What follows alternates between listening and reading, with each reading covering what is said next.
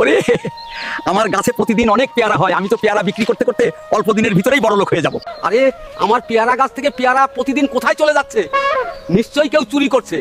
এখান থেকে লুকিয়ে লুকিয়ে দেখতে হবে কে আমার পেয়ারা চুরি করে নিয়ে যায় আজকে। ওই চোরকে আজ হাতে নাতে ধরবো। আশেপাশে কোথাও তো দাদুকে দেখছি না, এই সুযোগে পেয়ারাগুলো নিয়ে পালিয়ে যায়। আজকে আমি দেখব এই কবুতর আমার পেয়ারা নিয়ে কোথায় যায়। এই তো বাসায় চলে এসেছি, তাড়াতাড়ি ঘরের ভিতরে ঢুকে পড়ি। ও বুঝতে পেরেছি, তার মানে কবুতরটি মা হতে চলেছে, এই জন্য খাবার সংগ্রহ করে রাখছে। হায় আল্লাহ, এখন তো অনেক ঝড় বৃষ্টি হচ্ছে, আমি এখন কোথায় যাব, কোথায় থাকবো? এখন তো অনেক ঝড় বৃষ্টি হচ্ছে, তাড়াতাড়ি গিয়ে কবুতরকে উদ্ধার করতে হবে।